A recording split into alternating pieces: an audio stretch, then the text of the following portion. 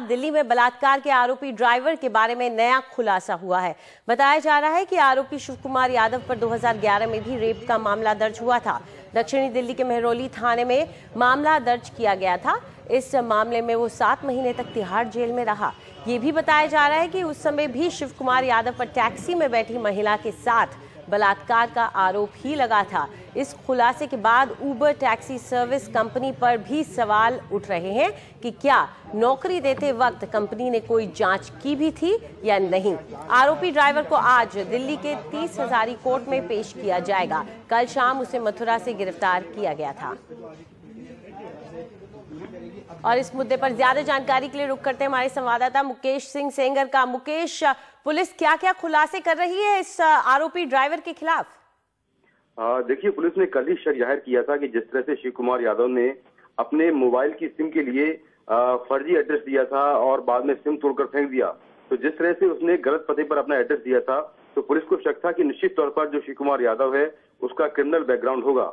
लेकिन जब पुलिस ने शिव कुमार यादव को पकड़ा और उसका पूरा डेटा चेक किया, क्रिमिनल बैकग्राउंड चेक किया, तब ये मालूम चला कि 2011 में भी इस पर एक रेप का केस दर्ज हुआ था और ये साउथ दिल्ली के मेहरौली थाने में दर्ज हुआ था। इस केस में जो पूरी जांच हुई थी उसमें यह था कि एक लड़की थी जिसने गुड़गांव से एक कैब की थी और वो कैब इसी कैब थी और इसी कैब में वो बैठकर छतरपुर की तरफ आ रही थी। लेकिन ये लड़की को लेकर मेहरौली आ गया और वहां पर इसने कैब के अंदर ही लड़की के साथ रेप किया था। तो उस केस में इसको गिरफ्तार किया गया था और गिरफ्तार करने के बाद करीब 7 महीने तक ये जेल में रहा था। उसके बाद जेल से बाहर आया था। तो निश्चित तौर पर जैसा पुलिस ने कल कहा था कि जो उबर कंपनी है उसने शिव कुमार यादव का पुलिस वेरिफिकेशन नहीं कराया था और शायद यही वजह है कि इस पर केस दर्ज होने के बावजूद भी इसको उबर कंपनी में नौकरी मिल गई और इस पर पहले से ही केस चल रहा था। तो जो कंपनी की लापरवाही है वो बड़ी लापरवाही सामने आ रही है, क्योंकि पुलिस ने ये कहा है कि कंपनी ने ना तो इसका पुलिस वेरिफिकेशन कराया था, ना कंपनी के पास इसके डिटेल्स थे कि ये कहाँ का रहने वाला है। केवल एक फोटो थी कंपनी के पास। इसके अलावा जो कैब थी उस कैब में भी कोई जीपीएस सिस्टम नहीं था।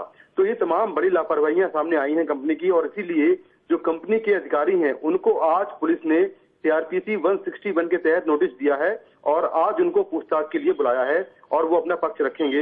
हालांकि कंपनी का ये कहना है कि उसके पास ड्राइवर का पूरा डेटा मौजूद था, उसका डिटेल्स पूरा, वो कहाँ का रहने वाला है, उसका इंश्योरेंस, ये सब मौजूद था और उन्होंने पुलिस को दिया। लेकिन पुलिस का ये कहना है कि कंपनी की ओर से उन्हें कुछ भी नहीं मिला सिवाय एक फोटो के अलावा, और बाकी जो डिटेल्स थे वो पुलिस ने अपनी तरफ से जुटाए हैं और फिर जाकर इस ड्राइवर को गिरफ्तार किया है। तो निश्चित तौर पर जो ड्राइवर है उसके बारे में कहा जा रहा है कि ये सीरियल रेपिस्ट है, इसने पहले भी कुछ रेप किए हैं।